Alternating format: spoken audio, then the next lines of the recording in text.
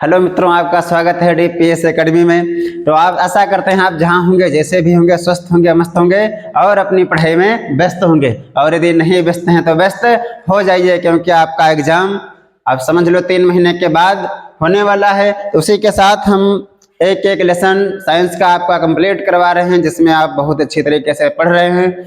और इसी तरह से मेरा साथ आप देते रहिए, हम आपका देते रहें और अपनी साइंस को मजबूत करते रहिए। तो अभी तो केवल क्या पढ़ा है, एक लेसन ही पढ़ा है। अब अगला लेसन हमारा चल रहा है। तो कहते हैं ना, कई जीत बाकी हैं, कई हार बाकी हैं, अभी तो जिंदगी का सार बाकी है। कई जीत बाकी हैं, कई हार बाकी हैं, अभी तो जिंदगी का सार बाकी है। अरे अरे, अभी तो पढ़ा है एक लेसन ही, अभी तो पूरी किताब बाकी है। अभी मित्रों पूरी किताब बाकी है। तो हम पढ़ते हैं और उस पूरी किताब को नस्ते नाबूद करते हैं। तो जैसे एक एक लेसन को हम अच्छी तरीके से पढ़े हैं, उसी तरह से दूसरा लेसन हमारा चल रहा था। उसमें हमारा टॉपिक था क्या मित्रों, कहाँ तक हमने पढ़ा था। सबसे पहले हमने प्रकाश पढ़ा, प्रकाश का परावर्तन पढ़ा, प्रकाश के गुण पढ़े और समतल दर्पण तक हमने पढ़ लिया था। आज समतल दर्पण के आगे जो हमारा है क्या मित्रों, गोलीय दर्पण। उस गोलीय दर्पण के हमें क्या करना है, पढ़ना है। तो हम क्या पढ़ेंगे आज दोस्तों, गोलीय दर्पण। गोलीय दर्पण क्या होते हैं, गोलीय दर्पण, इनके बारे में हम बात करते हैं। गोलीय दर्पण, गोलीय से मित्रों आपको गोला समझ आ रहा होगा, इसके नाम से ही आप समझ सकते हैं गोली का मतलब क्या होगा दोस्तों, गोला होता है। क्या होगा दोस्तों, गोला होगा। और जैसे ये हम मित्रों क्या बना रहे हैं, एक गोला, ये क्या है मित्रों, गोला बन गया। अब इसमें से हम क्या करेंगे, आधा भाग इसका गायब करते हैं। क्या कर दें, आधा भाग इसमें से गायब कर दें और इसको क्या कर दें, डैश डैश कर दें। समझ में आ रहा है मित्रों, ये क्या है, डैश डैश हमने कर दिया। अब यहाँ पर इसका क्या होगा, सेंटर होगा। क्या होगा मित्रों, ये होगा तुम्हारा सेंटर, वो केंद्र होगा इसका। और ये क्या है, इधर इधर ये कटा हुआ भाग है। क्या है मित्रों, ये एक कटा हुआ भाग था, जिसको हमने क्या कर दिया, जिसको हमने इस पर पॉलिश कर दी।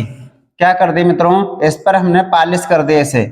अब आपको पता है कि दर्पण किसे कहते हैं, हमने बताया था ना, दर्पण जो होते हैं उन्हें कहते हैं जिनके एक तरफ क्या हो, पॉलिश हो, यानी कि कांच का ऐसा टुकड़ा जिसके एक तरफ पॉलिश हो और दूसरा भाग क्या हो, परावर्तक होता है, उसे हम कहते हैं दर्पण। तो ये तुम्हारा कैसा है, गोलीय है, इसीलिए इसको क्या कहते हैं, गोलीय दर्पण। परिभाषा बिल्कुल वैसे ही, ये हमारा क्या था, कांच का टुकड़ा था, उसमें से हमने आधा क्या कर दिया, एक कोई गोला था, कांच का पूरा एक गोला था, उस गोले का हमने कुछ भाग काट लिया और उस काटने के बाद इसमें हमने क्या कर दिया, इसमें एक तरफ पॉलिश से कलई कर दिया, पोत दिया गया इसको। अब जो इधर बचा हुआ भाग था ना, इसको यदि मिला दिया जाए, इसको यदि मिला दिया जाए तो मित्रों आपको लगेगा कि ये किसी गोले का कटा हुआ भाग है। क्या लगेगा, ये किसी गोले का कटा हुआ भाग है। भाग है कि नहीं है मित्रों, कटा हुआ भाग है, किसका है, गोले का है, इसीलिए इसको हम क्या कहते हैं, गोलीय दर्पण कहते हैं। अब गोलीय दर्पण जो होते हैं दो प्रकार के होते हैं, एक तुम्हारा ये वाला होता है ऐसे, इसमें जो होगा अंदर की तरफ क्या होगी, पॉलिश होगी। इसमें क्या होगी मित्रों, अंदर की तरफ पॉलिश होती है। इसमें हम पॉलिश कहाँ करते हैं, अंदर की तरफ। जैसे इसमें पॉलिश कर देंगे हम अंदर, ये वाली पॉलिश ऐसे हो जाएगी दोस्तों। तो गोलीय दर्पण कितने प्रकार के, 2 प्रकार के होते हैं। और इसको फिर से ऐसे डस्ट करके ऐसे हम जोड़ देते हैं। अब आपको लग रहा होगा कि क्या है, गोले का भाग है। क्या है मित्रों, ये गोले का आपको भाग लग रहा हुआ, कैसा, कटा हुआ, कटे हुए गोले का भाग लग रहा है ना मित्रों। यहाँ से ऐसे देखो कटा हुआ भाग, इसमें से भी एक ऐसा कटा हुआ भाग है, किसी गोले का कटा हुआ भाग ये भी है, कटा हुआ भाग ये भी है। तो गोलीय दर्पण की परिभाषा जो हम लिखेंगे उसमें क्या लिखेंगे, किसी कांच के खोखले गोले का कटा हुआ वह भाग, किसी कांच के खोखले गोले का कटा हुआ वह भाग जिसके एक तरफ क्या हो, पॉलिश, और दूसरा पृष्ठ जो होता है, दूसरी सतह जो होती है, परावर्तक होती है, उसे हम गोलीय दर्पण कहते हैं। क्या लिखेंगे मित्रों, किसी कांच के खोखले गोले का, ये मित्रों कैसे हैं, खोखले गोला है, तो खोखले गोले के कटे हुए भाग, खोखले गोले के कटे हुए भाग को एक तरफ पालिश कर दिया जाता है और दूसरा भाग परावर्तक होता है, उसे हम क्या कहते हैं, गोलीय दर्पण कहते हैं। अब इसमें जिसमें मित्रों बाहर की तरफ पालिश होती है उसे हम क्या कहते हैं, अवतल दर्पण, और जिसके दबे हुए भाग पर पालिश होती है उसे कहते हैं उत्तल दर्पण। इनको हम अभी बाद में समझा रहे हैं, पहले इतना समझ लो कितने प्रकार के होते हैं, 2 प्रकार के। एक होता है कौन सा, अवतल, इसका नाम क्या होगा, अवतल। ये शायद कल हमने बताया था कितने प्रकार के, 2 प्रकार के, अवतल दर्पण। और ये वाला मित्रों क्या है आपका, उत्तल दर्पण। क्या होता है, उत्तल दर्पण। तो मित्रों ये जो है तुम्हारा उत्तल दर्पण, ये वाला कौन सा है, अवतल दर्पण। यानी कि परिभाषा भी हम पढ़ेंगे, तो पहले इतना समझ में आया कि गोलीय दर्पण क्या होते हैं। एक कांच का खोखला गोला होगा, क्या होगा मित्रों, कांच का खोखला गोला होगा। उस खोखले गोले में थोड़ा भाग हम उसका काट लेंगे, ये कटा हुआ दिख रहा है ना इधर वाला मित्रों, तो थोड़ा भाग हमने काट लिया। काटने के बाद एक तरफ इस पे पॉलिश कर दी, क्या कर दिया, एक तरफ पॉलिश से पोत दिया गया और दूसरा तरफ कैसा है, वो ऐसा ही कांच चमक रहा है, यानी कि परावर्तक पृष्ठ है। अब परावर्तक पृष्ठ किसे कहते हैं ये भी समझ लो मित्रों। तो ये इधर क्या लगी है, ये मित्रों इधर लगी है पॉलिश। ये क्या है, ये पॉलिश है, जिसे हम क्या कहते हैं, कलई कहते हैं। पॉलिश या इसी को हम कलाई कहते हैं। क्या कहेंगे मित्रों, पॉलिश या कलाई कहते हैं। और जो ये वाला अंदर वाला भाग है इसका, ये वाला भाग, अंदर वाला ये वाला भाग जो दिख रहा है मित्रों, ये वाला भाग, अंदर वाला भाग जो होता है इसको हम क्या कहते हैं, इसको हम कहते हैं परावर्तक पृष्ठ। इसे क्या कहेंगे, इसे हम कहते हैं परावर्तक पृष्ठ, परावर्तक पृष्ठ या सतह। क्या होगा मित्रों, ये होता है अंदर वाला, जो हरा वाला हमने ये वाला किया ना, ये क्या होता है, ये परावर्तक पृष्ठ होता है। और बाहर वाला कौन सा है, बाहर वाला है पालिशदार भाग।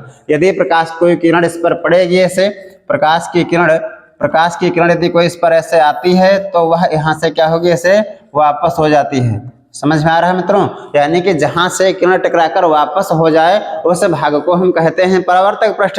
और जिधर पॉलिश लगी है उधर आप ऐसे टार्च लगाओ तो क्या वापस होगा, नहीं होगा मित्रों, क्योंकि उधर क्या है, परावर्तक पृष्ठ ही नहीं है, उधर क्या लगा हुआ, पॉलिश लगी हुई है। तो जिधर पॉलिश होती है वो होता है पॉलिशदार या कलईदार भाग, और दूसरा पृष्ठ जो होता है, किसी भी पृष्ठ के 2 सतह होती है, जैसे एक ये सतह है, एक इधर वाली, इधर हमने क्या कर दिया, पॉलिश पे लगा दिया, ये वाला कैसा परावर्तक है। जब टार्च इस पे लगाएंगे तो यहाँ से किरण वापस होगी। तो मित्रों जिस पर से प्रकाश वापस होता है उसे कहते हैं परावर्तक पृष्ठ, और जिधर पॉलिश लगी होती है उसे पॉलिशदार या कलई वाला पृष्ठ कहते हैं। तो वैसा ही इसमें होता है, इसमें परावर्तक पृष्ठ कहाँ है, अंदर की ओर है। इसमें अंदर क्या है, परावर्तक पृष्ठ है। परावर्तक पृष्ठ कहाँ पर है, अंदर की ओर है। और इसमें जो है बाहर वाला कैसा है, बाहर वाला नहीं, इसमें बाहर वाला क्या है, परावर्तक है, अंदर वाला कैसा है, पॉलिशदार है। पॉलिश कहाँ मित्रों लगी है, अंदर लगी है। अंदर कैसा है, पॉलिशदार, और बाहर वाला भाग कैसा है, कलईदार। बाहर वाला है परावर्तक, ये है परावर्तक। तो जहां से प्रकाश की किरण वापस होती है वो कैसा होता है, परावर्तक होता है। अब जैसे प्रकाश की किरण कोई ऐसे आएगी तो यहाँ से टकराने के बाद में ऐसे वापस होगी, तो जहां से किरणें वापस होती हैं वह होता है परावर्तक पृष्ठ, और जिधर पॉलिश लगी होती है उसको कलई वाला पृष्ठ या पॉलिशदार पृष्ठ कहते हैं। अब मित्रों इसकी परिभाषा हम लिखते हैं कि ये होते क्या हैं, जैसे ये हमने इसको ऐसे मिला दिया, ये है वक्रता केंद्र, यहाँ पर सेंटर, इसको भी ऐसे मिला रहे हैं, ये वाला यहाँ पर वक्रता केंद्र था। अब जैसे इसको हम बढ़ाएंगे ऊपर, अब गोलीय दर्पण की परिभाषा पहले लिखते हैं। क्या दोस्तों, गोलीय दर्पण, गोलीय दर्पण, गोलीय दर्पण किसे कहते हैं, तो किसी कांच के खोखले गोले का वह भाग, किसी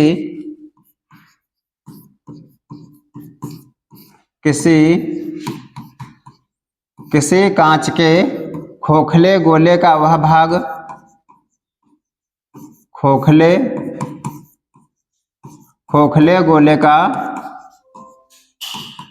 गोले का वह भाग जिसका एक पृष्ठ, खोखले गोले का वह भाग जिसका एक पृष्ठ पॉलिशदार, जिसका एक पृष्ठ पॉलिशदार तथा दूसरा भाग परावर्तक होता है, तथा दूसरा पृष्ठ परावर्तक, तथा दूसरा पृष्ठ परावर्तक होता है, गोलीय दर्पण कहलाता है। गोलीय दर्पण कहलाता है।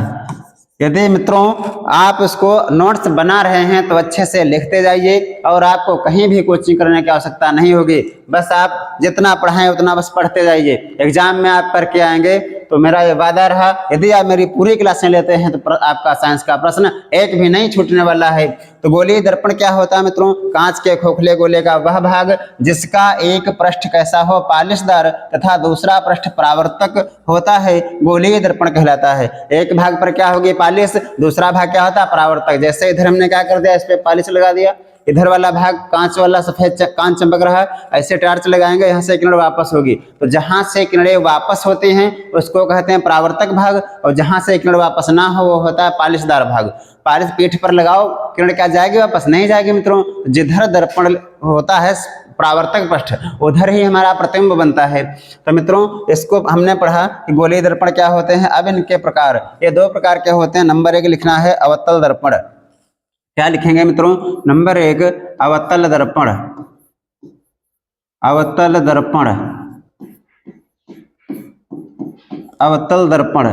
अवतल दर्पण जो होते हैं, नंबर 1 अवतल दर्पण। अवतल दर्पण मित्रों इसको लिखेंगे वह पृष्ठ। पहले समझ लेते हैं अवतल दर्पण क्या होता है। अवतल दर्पण जैसे यहां पर मित्रों बनाते हैं इसे, ये कोई एक कटा हुआ भाग है, किसी कांच के खोखले गोले का कटा हुआ भाग है। उस पर हमने क्या कर दिया? बाहर की तरफ लगा दिया पालिश। क्या कर दिया मित्रों? बाहर की तरफ हमने इस पर क्या लगा दिया? पालिश लगा दिया। समझ में आ रहा है मित्रों? इसका नाम हमने क्या रख दिया? M1 और M2। इसका नाम क्या है? M1 और M2। तो मानना M1 और M2 क्या है? एक अवतल दर्पण है। कैसे पहचानेंगे ये अवतल है कि क्या है? तो सबसे पहले यदि कोई कांच का खोखला गोला है और क्या हो उसमें क्या हो, उठे हुए भाग पर क्या हो? पालिश हो। उठा हुआ भाग कैसा हो? पालिशदार हो। और दबा हुआ भाग कैसा हो? परावर्तक। ये किरण मित्रों आने वाली कौन सी होती है? आपतित किरण होती है। कल हमने बताया था इसको। ये क्या है? प्रकाश की आपतित किरण है। ये कौन सी है? ये है परावर्तित किरण। परावर्तित किरण, यानी कि किरण ऐसे आएगी और इससे टकराने के बाद दर्पण से पुनः ऐसे वापस हो जाएगी। तो कौन सी किरण होगी? ये होगी हमारी परावर्तित किरण।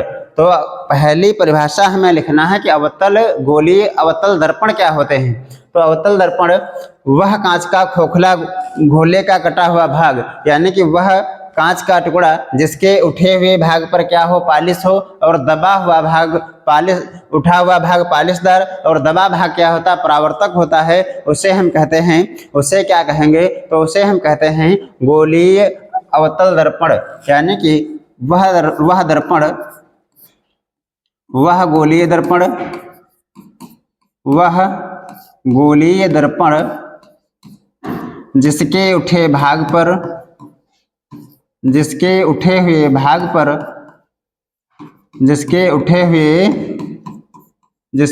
हुए भाग पर पालिश या कलई, उठे हुए भाग पर पालिश व दबा हुआ भाग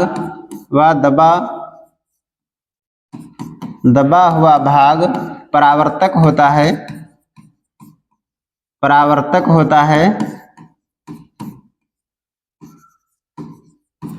होता है, अवतल दर्पण कहलाता है। अवतल दर्पण कहलाता है। अवतल दर्पण क्या होता है मित्रों? तो अवतल दर्पण वह गोलीय दर्पण होता है जिसके उठे हुए भाग पर पालिश और दबा हुआ भाग कैसा होता है? परावर्तक पृष्ठ होता है, दबा हुआ भाग। उस दर्पण को हम अवतल दर्पण कहते हैं। अब इसके बाद में पढ़ते हैं उत्तल दर्पण। क्या मित्रों? इसके बाद में अब उत्तल दर्पण पढ़ते हैं। नंबर 2 कौन सा होगा? नंबर 2 उत्तल दर्पण। उत्तल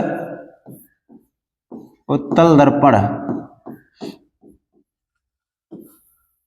उत्तल दर्पण तो वह दर्पण इसके विपरीत मित्रों होता है। उसमें उठे हुए भाग पर पालिश थे, इसके दबे हुए भाग पर पालिश होती है। तो वह गोलीय दर्पण वह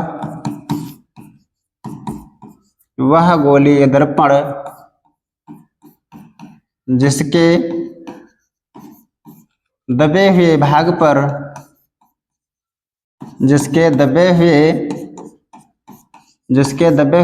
पर पालिश और उठा हुआ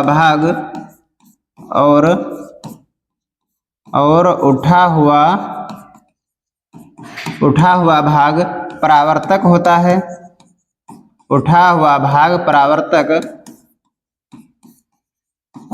होता है, उत्तल दर्पण कहलाता है। क्या मित्रों? उत्तल दर्पण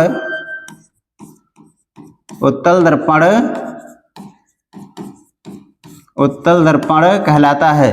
तो दोस्तों जैसे हमने क्या बनाया, ये कोई एक हमने बना दिया क्या, उत्तल दर्पण कैसे बनेगा? तो जब हम क्या करेंगे, इसके दबे हुए भाग पर क्या करेंगे, पालिश। क्या करेंगे? इसका दबा हुआ भाग जो होगा वह पालिशदार होता है। क्या होगा दोस्तों? ये दबा हुआ भाग कैसा होगा, पालिशदार होगा। और बाहर वाला भाग कैसा होगा, बाहर वाला इसका भाग जो होता है परावर्तक पृष्ठ होगा। बाहर वाला कैसा होता है, परावर्तक पृष्ठ होता है। जैसे इस पर जब कोई किरण ऐसे आएगी प्रकाश की, तो यहाँ से ऐसे वापस हो जाएगी। कहाँ से वापस होगी? इसके बाहरी भाग से। अंदर क्या लगी हुई है, अंदर लगी है इसमें पालिश। तो जिसका अंदर वाला भाग कैसा होता है, पालिशदार, बाहर वाला भाग कैसा होता है, परावर्तक भाग, तो उससे हम क्या कहते हैं, उसे कहते हैं उत्तल दर्पण। ये कौन सा है मित्रों? ये है उत्तल दर्पण। तो मित्रों दर्पण समझ में आए। गोलीय दर्पण क्या होता है? किसी कांच के खोखले गोले का कटा हुआ वह भाग जिसका एक पृष्ठ पालिशदार और दूसरा भाग परावर्तक होता है, गोलीय दर्पण कहलाता है। गोलीय दर्पण जो होते हैं दो प्रकार के होते हैं, अवतल दर्पण और उत्तल दर्पण। अवतल दर्पण जो होता है वह दर्पण जिसका उठा हुआ भाग पालिशदार, दबा हुआ भाग कैसा होता है, परावर्तक होता है, उसे हम अवतल दर्पण कहते हैं। और उत्तल दर्पण जो होता है उसके विपरीत होता है। उत्तल जो होता है उसमें कहाँ पालिश होती है, दबे हुए भाग पर पालिश, बाहरी पृष्ठ कैसा होता है, परावर्तक होता है।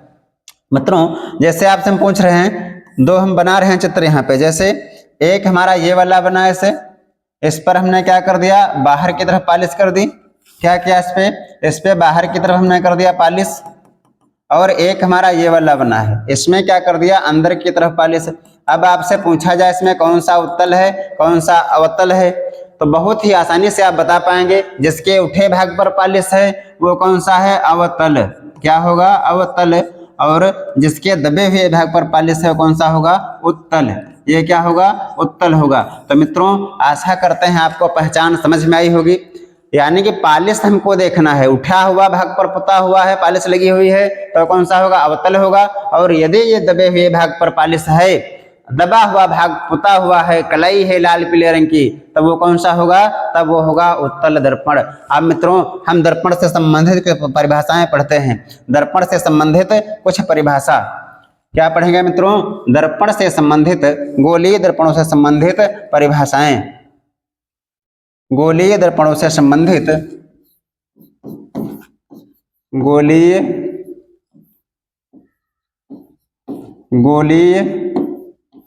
दर्पणों से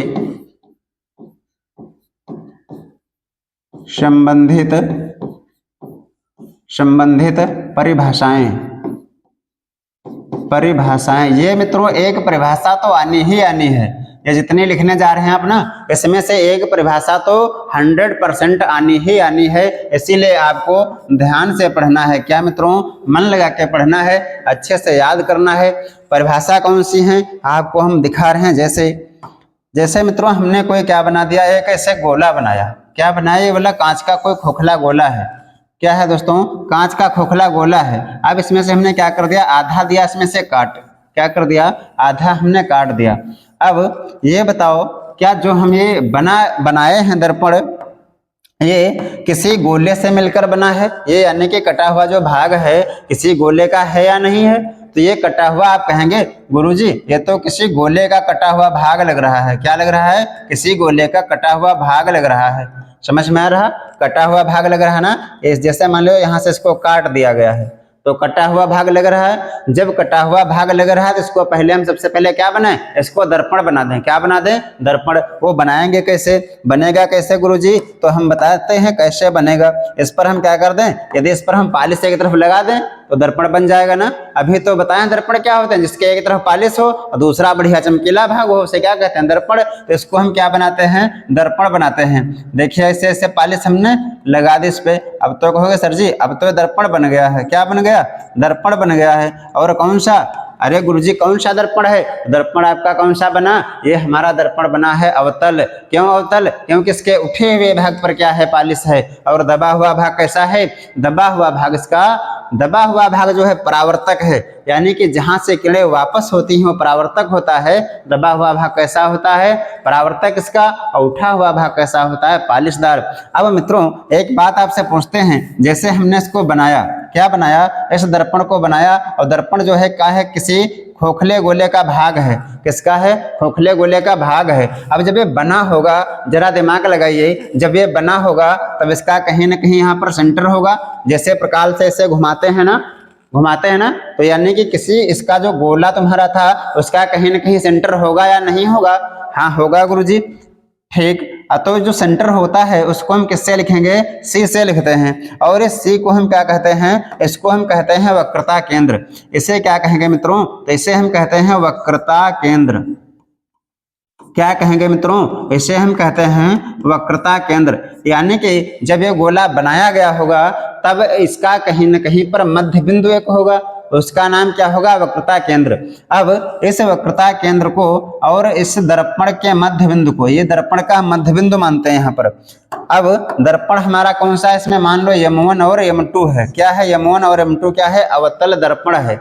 उसका मध्य बिंदु कितना है, इसको मध्य बिंदु को हम मानते हैं P है। मध्य बिंदु कितना है, P। और इस P को हम क्या कहते हैं, इसको हम कहते हैं ध्रुव, ध्रुव या पोल। क्या कहेंगे मित्रों, इसे ध्रुव या पोल कहते हैं। तो अब मित्रों इसका वक्रता केंद्र और ध्रुव को हम जब ऐसे मिलाएंगे, क्या करेंगे, इस ध्रुव और पोल को जब मिलाएंगे तब एक इसमें से क्या बन गई, रेखा बन गई। कौन सी, एक ये रेखा बन गई कि नहीं बन गई। तो ये रेखा बीच से जा रही है, ऐसे जो व्यास लग रहा है तुमको वृत्त का, वो इसे हम क्या कहते हैं, तो इसका नाम दोस्तों क्या होता है, पूछा जाता है आपको बताना, इसका नाम जो होता है इसको हम कहेंगे मुख्य अक्ष।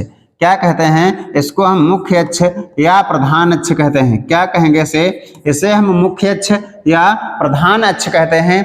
अब जो यहाँ पर मित्रों ध्रुव होता है P, इसको पोल कहते हैं। अब इसकी परिभाषा यदि लिखने को आ जाए तो लिखेंगे कि दर्पण के मध्य बिंदु को दर्पण का ध्रुव या पोल कहते हैं। दर्पण यहाँ पर M1 है, यहाँ पर M2 है, पूरा दर्पण ये वाला है, उसके बीच में क्या है, पोल है। तो दर्पण का जो मध्य बिंदु होता है, बीच का बिंदु होता है, उसे हम दर्पण का पोल कहते हैं या ध्रुव कहते हैं। अब मुख्य अक्ष पूछे जाए मित्रों क्या होती है, तो मुख्य अक्ष जो होती है दर्पण के वक्रता केंद्र और दर्पण के ध्रुव को मिलाने वाली सीधी रेखा जो होती है उसे हम क्या कहते हैं, उसे कहते हैं मुख्य अक्ष। तो मुख्य अक्ष क्या होती है, जो वक्रता केंद्र और ध्रुव को मिलाती है वो क्या कहलाती है, उसे हम कहते हैं दर्पण के मुख्य अक्ष। अब इसे मुख्य अक्ष के बीच में एक किरण, जैसे हमने क्या किया, यहाँ से एक किरण ले जाते हैं। क्या करते हैं मित्रों, यहाँ से एक प्रकाश की किरण ऐसे इस मुख्य अक्ष पर कोई एक वस्तु हमने रख दिया, यहाँ पर समझ में आया मित्रों, यहाँ पर रख दी किसी एक वस्तु को। अब इस वस्तु से मुख्य अक्ष ये वाली है, मुख्य अक्ष के समांतर ऐसे क्या करेंगे, एक किरण ले जाएंगे। कहाँ पर, एक किरण ले जाते हैं। और कल हमने ये नियम पढ़ा था, यदि कोई मुख्य अक्ष की समांतर किरण जाती है तो वह दर्पण से टकराने के बाद कहाँ से जाएगी, तो वह दर्पण से टकराने के बाद मुख्य अक्ष से गुजर जाती है। कहाँ से जाएगी मित्रों, यह मुख्य अक्ष से निकल जाती है। यानी कि प्रकाश की आपतित किरण जब मुख्य अक्ष के समांतर चलती हुई आगे बढ़ती है तो दर्पण से टकरा जाती है जब, तो उसके बाद क्या होता है, वो दर्पण के मुख्य फोकस से होकर गुजरती है। यानी कि इसकी फोकस दूरी जो होगी, इसकी फोकस जो होगी वह कितनी होगी, तो इसको हम क्या कहेंगे, एफ कहेंगे। ये क्या होता है मित्रों, मुख्य फोकस एफ को हम क्या कहते हैं, मुख्य फोकस। तो जब कोई किरण मुख्य अक्ष के समांतर जाती है और दर्पण से टकराकर कहाँ से गुजरती है, मुख्य अक्ष पर जिस बिंदु को काटेगी यह रेखा, मुख्य अक्ष तुम्हारी ये वाली मित्रों है, और समांतर किरण से जाने के बाद में टकराएगी, टकराने के बाद जहां से इसको काट देगी मुख्य अक्ष को, वही बिंदु क्या होगा, मुख्य फोकस कहलाता है। तो जहां से किरण गुजर रही है कौन सा है, मुख्य फोकस है। समझ में आया मित्रों, मुख्य फोकस क्या होती है, मुख्य अक्ष, ये वाली पीले रंग की क्या है, मुख्य अक्ष है। और मुख्य अक्ष के समांतर चलने वाली किरण जब दर्पण से टकराती है, टकराने के बाद कहाँ जाएगी, मुख्य फोकस से जाती है। तो जब फोकस से जाएगी तो जिस बिंदु पर वो काट देगी ना, वही क्या होता है, मुख्य फोकस। यानी कि परावर्तित किरण और मुख्य अक्ष दोनों जिस बिंदु पर मिल जाएं, वही बिंदु कौन सा होगा, मुख्य फोकस होता है। समझ में आया मित्रों, आगे बढ़ते हैं। इसके बाद में एक और परिभाषा पूछी जाती है, अभी मित्रों आगे एक एक करके आपको लिखवाएंगे, टेंशन नहीं लेना है।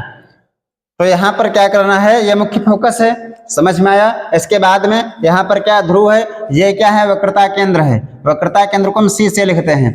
अब इसमें पूछा जाता है किसकी वक्रता त्रिज्या बताओ।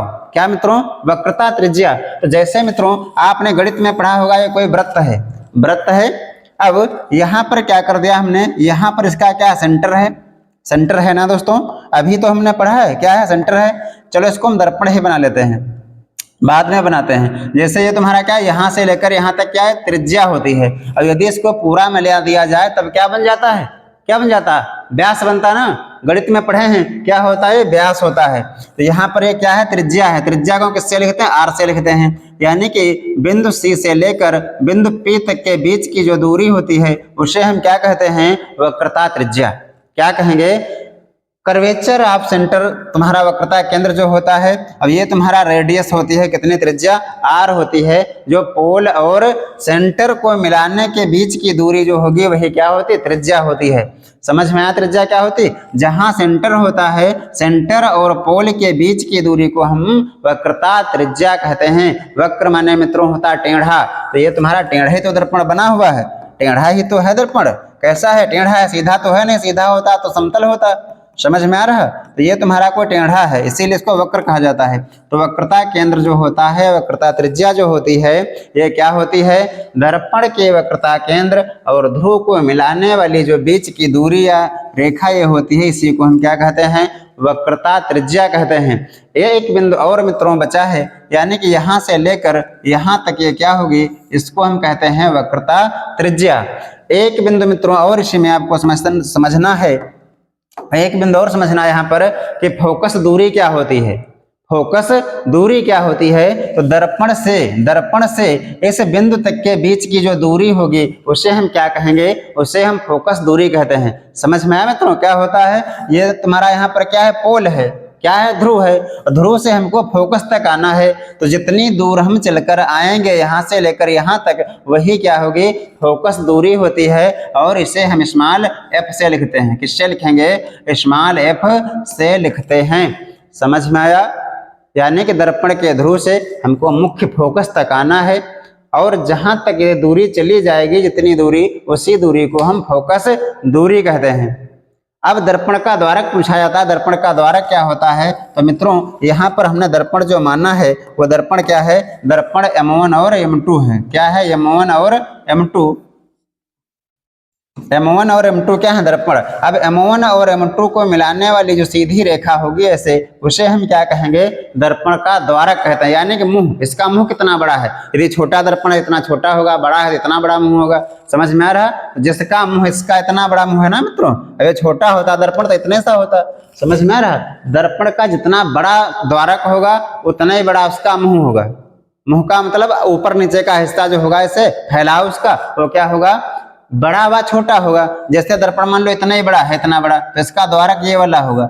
समझ में आ रहा है, द्वारक कौन सा, द्वारक का मतलब आगे वाला मुंह कितना इसका खुला है। समझ में आ रहा है। तो ये तुम्हारा क्या है, ये हमारा है द्वारक। अब हम इनके एक एक करके क्या लिखेंगे, परिभाषा। क्या लिखेंगे, अब इनकी हम एक एक करके परिभाषाएं लिखेंगे। समझ में आ रहा है मित्रों, इसकी एक एक करके अब हम परिभाषा लिखते हैं कि परिभाषा इसकी क्या होती है। बहुत अच्छी तरीके से समझेंगे कि परिभाषा। सबसे पहले हम क्या लिखेंगे, सबसे पहले लिखेंगे इसमें से एक परिभाषा हम इसके दर्पण के वक्रता केंद्र की। किसकी, वक्रता केंद्र की, दर्पण के ध्रुव की और मुख्य अक्ष की। तो नंबर एक एक करके परिभाषा लिखना है। नंबर एक हेडिंग लगाना है, नंबर 1 जो इसमें परिभाषा लिखना है उसको हम क्या लिखेंगे, दर्पण का ध्रुव। क्या लिखेंगे, दर्पण का ध्रुव। दर्पण का ध्रुव, दर्पण का ध्रुव। समझ में आया मित्रों, दर्पण का ध्रुव। ये नंबर 1 परिभाषा इसमें होगी, दर्पण का ध्रुव। दर्पण का ध्रुव की परिभाषा जब हम लिखेंगे तो इसमें क्या लिखेंगे, ये वाला मित्रों क्या ध्रुव है, पोल है। तो अब यहाँ पर लिखेंगे खोखला गोला दर्पण, दर्पण जिस खोखले गोले का भाग होता है, दर्पण जिस, दर्पण जिस खोखले गोले का भाग होता है, खोखले गोले का भाग होता है, खोखले गोले का भाग होता है, उस दर्पण के मध्य बिंदु को, उस दर्पण के मध्य बिंदु को, उस दर्पण के मध्य बिंदु को दर्पण का ध्रुव कहते हैं। दर्पण का, दर्पण का, दर्पण का ध्रुव कहते हैं। क्या मित्रों कहेंगे, उसे हम दर्पण का ध्रुव कहते हैं। यानी कि ये तुम्हारा दर्पण था, दर्पण के मध्य बिंदु को हम क्या कहेंगे, दर्पण का ध्रुव कहते हैं। इसे P से प्रदर्शित करते हैं, इसे P से दर्शाते हैं। क्या करेंगे मित्रों, इसे हम P से दर्शाते हैं। किससे दर्शाएंगे, इसे हम P से दर्शाते हैं। अब इसके बाद में क्या लिखेंगे मित्रों, नंबर 2 इसमें हम लिखेंगे, नंबर 2 वक्रता त्रिज्या, वक्रता केंद्र। क्या मित्रों, वक्रता केंद्र, वक्रता केंद्र, इसे हम C से लिखते हैं, वक्रता केंद्र। वक्रता केंद्र जो होता है इसको क्या में हम लिखेंगे परिभाषा कि वक्रता केंद्र लिखेंगे परावर्तक पृष्ठ, परावर्तक पृष्ठ जिस खोखले गोले का भाग होता है, जिस खोखले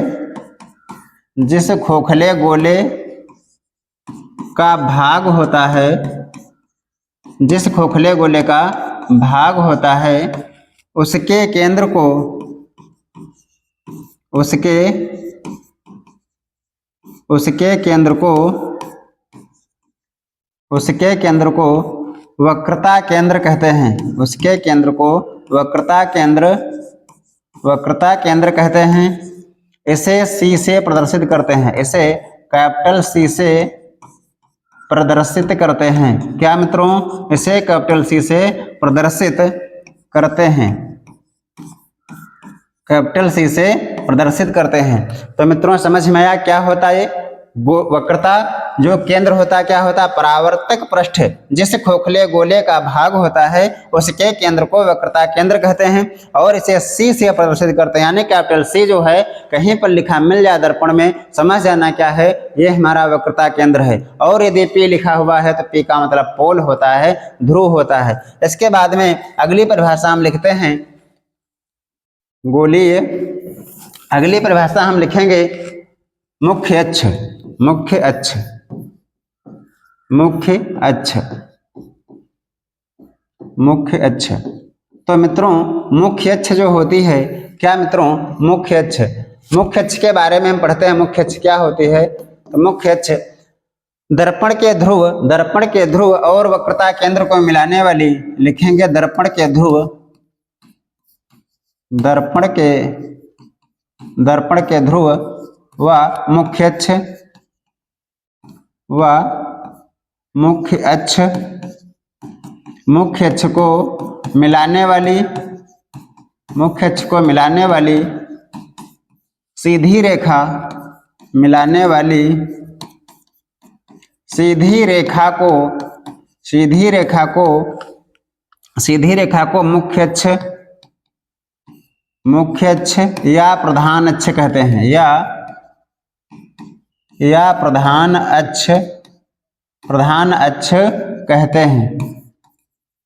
क्या कहेंगे मित्रों, यानी कि हमारा जैसे ये वाला क्या है, यहाँ पर पोल है और यहाँ पर क्या सेंटर है, तो वक्रता केंद्र और इस पोल को मिलाने वाली सीधी रेखा जो होती है बड़ी सी, इसको हम क्या कहते हैं, मुख्य अक्ष कहते हैं। यानी कि मेन जो होती है मुख्य अक्ष ही होती है। जब हम क्वेश्चन लगाएंगे न्यूमेरिकल वाले तो उस मुख्य अक्ष का बहुत बड़ा रोल रहता है, क्योंकि मुख्य अक्ष के ऊपर यदि कोई लंबाई नापी जाती है तो प्लस की होती है, नीचे को दूरी नापेंगे मुख्य अक्ष से तो सारी दूरियां मुख्य अक्ष से ही ऊपर नीचे मापी जाती हैं। तो अब इसके बाद में अगली परिभाषा को हम लिखेंगे जिससे हम कहते हैं दर्पण का द्वारक। क्या कहेंगे मित्रों, दर्पण का द्वारक। दर्पण का द्वारक, दर्पण का द्वारक, दर्पण का द्वारक। द्वारक मित्रों अभी हमने बताया, जैसे ये तो कोई दर्पण है, इसमें से जितना बड़ा इसका परावर्तक, ये तुम्हारा जो दर्पण होता है गोलीय दर्पण, जिस खोखले गोले का भाग होता है उसके व्यास को मतलब ये वाली रेखा, ये जितना होता है इसी को हम क्या कहते हैं, द्वारक कहते हैं। द्वारक का मतलब इसका मुंह, कितना बड़ा मुंह है। यदि बड़ा दर्पण होगा तो इतना बड़ा मुंह होगा, छोटा है इतना ही बड़ा होगा मुंह। यानी कि इसका जो होता है M1 और M2 के बीच की जो ये सीधी दूरी होती है इसे दर्पण का द्वारक कहते हैं। इसमें लिखेंगे परावर्तक पृष्ठ, परावर्तक पृष्ठ, परावर्तक पृष्ठ के व्यास को, परावर्तक पृष्ठ के व्यास को दर्पण का द्वारक कहते हैं। दर्पण का द्वारक कहते हैं, दर्पण का द्वारक कहते हैं। अब इसके बाद में मित्रों, अब इसके बाद में हम पढ़ेंगे दर्पण के द्वारक के बाद में नंबर 5 पढ़ेंगे। नंबर 5 इसमें है हमारा मुख्य फोकस। क्या मित्रों, मुख्य फोकस, मोस्ट इंपॉर्टेंट। क्या मित्रों, मुख्य फोकस, मुख्य फोकस। इसको मित्रों ध्यान से पढ़ना है। अब हम इसमें एक चित्र बना देते हैं ताकि अच्छे से समझ में आ जाए। देखिए, जैसे ये हमारा क्या बना है, ये कोई बना है हमारा क्या, ये बना है हमारा अवतल दर्पण।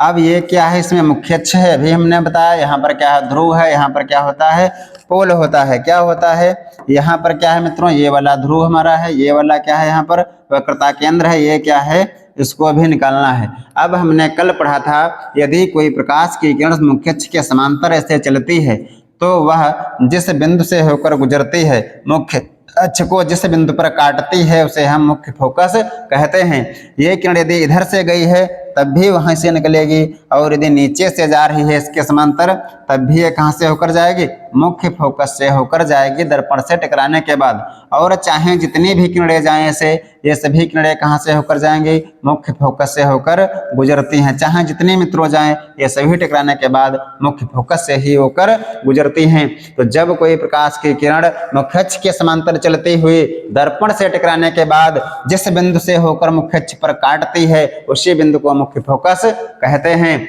ये तुम्हारा है कौन सा, अवतल। और उत्तल में भी क्या होता है, ऐसे ही उसमें भी होता है। अभी बता रहे हैं उसमें कैसे बनेगा। अब देखिए इधर मित्रों कौन सा, अवतल। उत्तल के लिए ये तुम्हारा क्या है, ये हमारा है कोई अवतल दर्पण। अब बताओ अवतल कैसे पहचानोगे, यानी कि जिसमें अंदर की तरफ क्या होती है, पालिश होती है, उसे हम क्या कहते हैं, उसे कहते हैं अवतल, उत्तल दर्पण। क्या कहेंगे, उत्तल दर्पण। अब इसमें जो होता है वक्रता केंद्र कहाँ पर होगा मित्रों, इधर होगा, क्योंकि प्रकाश ऐसे घुमाया जाएगा इधर से बनेगा ना। तो ये तुम्हारा क्या है, वक्रता केंद्र है। अब यहाँ पर क्या है, इसका ध्रुव है। अब किरणें जो होंगी, इधर पालिश लगी है, इधर से तो आएंगी नहीं, किरणें कहाँ से आएंगी, किरणें जो होंगी इधर से आएंगी। तो जैसे ही कोई मुख्य अक्ष के समांतर ऐसे किरण आती है तो यहाँ समांतर आने के बाद ये किरण क्या होगी, जैसे यहाँ से कोई किरण जो है यहाँ से ऐसे आ रही मित्रों, क्या हुई, यहाँ से आ रही है, ऐसे आने के बाद दर्पण से टकराएगी, टकराने के बाद ऐसे निकल जाएगी, क्योंकि अंदर लगी है पालिश तो ये वापस लौट जाएगी। फिर इसको हम आभासी रूप से ऐसे ऐसे ऐसे ऐसे निकालेंगे इधर। समझ में आ रहा है मित्रों, यानी कि ये कहाँ पर काट रही है, बिंदु F पर। तो जहां पर काटती है वह बिंदु कौन सा हुआ, F, क्योंकि परावर्तन के बाद जिस किरण, जो आभासी किरण मिल रही है कहां पर, बिंदु F पर। ऐसे ही नीचे से कोई किरण ऐसे जाएगी तो वह भी दर्पण से टकराने के बाद क्या होगी, ऐसे वापस हो जाएगी। फिर इस किरण को हम पीछे की ओर ऐसे बढ़ाएंगे मित्रों, ऐसे बढ़ाएंगे ना, तो जिस बिंदु पर ये काट रहे हैं दोनों, उसी बिंदु को हम मुख्य फोकस कहते हैं। मुख्य फोकस कौन सा होगा, इसमें परिभाषा में हम लिखेंगे, परिभाषा में क्या लिखेंगे मित्रों कि फोकस दूरी, परिभाषा इसके लिखते हैं कि गोलीय पृष्ठ पर, गोलीय पृष्ठ, परावर्तक पृष्ठ, परावर्तक पृष्ठ, परावर्तक पृष्ठ से प्रकाश की किरण, प्रकाश की किरण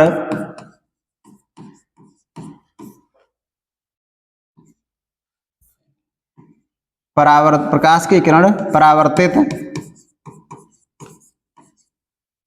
प्रकाश की किरण मुख्य अक्ष पर जिस बिंदु से, प्रकाश की किरण मुख्य अक्ष पर, मुख्य अक्ष पर जिस बिंदु पर, जिस बिंदु पर, जिस बिंदु पर आती है या आती हुई प्रतीत होती है, या आती हुई प्रतीत होती है, उस बिंदु को, उस बिंदु को, उस बिंदु को मुख्य फोकस, मुख्य फोकस कहते हैं। उस बिंदु को मुख्य फोकस कहते हैं। उस बिंदु को मुख्य फोकस कहते हैं। क्या कहेंगे मित्रों, उस बिंदु को हम मुख्य फोकस कहते हैं। इसमें देखिए मित्रों, यहाँ पर एक किरण देखो इधर से डायरेक्ट आकर ऐसे मिल रही है मुख्य फोकस पर, और एक में यहाँ आती हुई प्रतीत हो रही है, मतलब आभास हो रहा है। क्यों? क्योंकि यहाँ से आने के बाद, टकराने के बाद ऐसे वापस हो गई है। इसको हम जबरदस्ती पालिश की तरफ खींच कर लाए हैं, क्योंकि अंदर तो पालिश लगी है, तो यहाँ पर आती हुई प्रतीत हो रही है। लेकिन यहाँ पर क्या होता है, यहाँ पर जो किरण हमारी है वो डायरेक्ट आकर मिल रही है। तो ये कौन सा है, अवतल है, ये कौन सा है, उत्तल है। समझ में आया मित्रों? इसकी परिभाषा क्या थी? परिभाषा को हमने लिखा है कि परावर्तक पृष्ठ से, परावर्तक पृष्ठ से प्रकाश की किरण मुख्य अक्ष पर जिस बिंदु पर आती है या आती हुई प्रतीत होती है, उस बिंदु को मुख्य फोकस कहते हैं। और इसे क्या करेंगे, इसे कैपिटल एफ, इसे कैपिटल एफ से प्रदर्शित करते हैं, प्रदर्शित करते हैं। समझ में आया मित्रों? प्रदर्शित करते हैं। आशा करते हैं आज की क्लास आपको बहुत अच्छी लगी होगी, और अपना कमेंट जरूर करिएगा, क्योंकि जब आप कमेंट करते हैं तो उसी से हमें पता चलता है कि आपको क्लास कैसी लग रही है। उसी हिसाब से हम अपना मेहनत करेंगे और अच्छा कंटेंट लाएंगे, और आपकी परीक्षा जो है उसको नस्तेनाबूद करने का काम करेंगे। तो मित्रों, इसी के साथ मिलते हैं अगली क्लास में। इस सभी को जय हिंद, जय भारत।